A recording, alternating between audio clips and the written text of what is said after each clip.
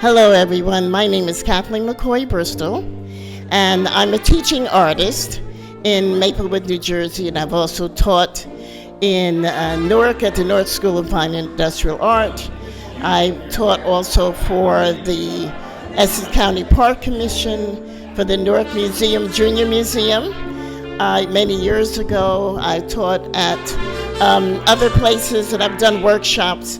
I do a lot of painting, a lot of exhibit throughout the New Jersey area, and these are my work. And both of these paintings are about Harriet Tubman. And this painting here, where we see several figures, is called From Flight to Night. At the very top of the painting, we see Harriet Tubman in flight. This is when she has left. She has fled. She has run away from slavery, and she took flight in seeking her own freedom. And then we see her as through the years, as she has changed and developed as a woman, as she has grown, and she also had the benefit, even though she had a remarkable life, she had a hard life, she also had the benefit of living a very long life.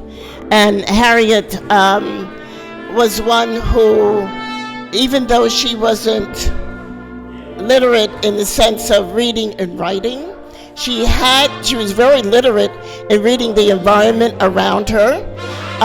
She could read the foliage, she could read the weather, she could read all the sounds of nature, and she was guided by what many of us believe to be the Holy Spirit.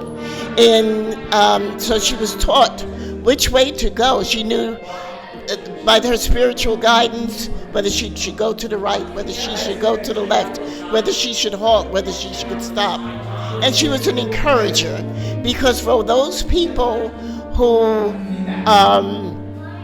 sought to leave with her, she let them know this now or never. She taught them to look ahead and never to stop. She said, if you hear the dogs barking, you keep going. If you hear the shouting, you keep going. And this is something, a mantra that we could use today as we all face challenges in our own society and our new society. We have to remember those words, just keep going. And so this is her from flight. The flight would be her originally leaving. And also it represents all the times she escorted other people out of slavery to the night, and the night would be to the end of her life. And she lived a very long life. The other painting is Harriet the conductor, and here she's leading people out, doing what is necessary. She's armed, and she's prepared, and she's taking both men and women and children and infants out of, and they're dependent on her.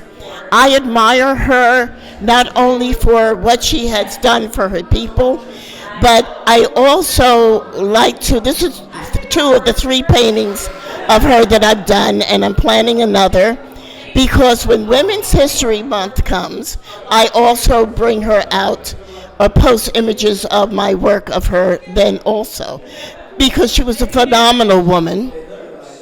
And one of the things that she went through, that a lot of women went through, she had married, and she was gone 2 years from her husband, and when she was finally able to return, and she had bought him a new suit, and she couldn't wait to see him. When she saw him, she found out that he had remarried, because he had thought, since it had been so long, he thought she was gone. He thought she had died. But the important thing in that is, even though she took that blow to her heart, she kept going. She kept going. So that was in the midst of her challenges. That was in the midst of her accomplishments. She kept going. She eventually married again. But she also became, even though we know that she was part of what is called the Underground Railroad. She also became a spy for the Union Army, and she was so clever, and that they had even given her the title, not official title, of General Tubman. And so there were many things that she could do and she had done for her country. But when the Civil War was over and she had a free ticket to ride a train, she was then, she ran into the problems of prejudice, just as though nothing had happened. No accomplishment had been made. So there was a lot of work still to be done. But she is a hero to me, and among many others. But she's one of my favorites, so these are 2 or 3 paintings that I've done of her.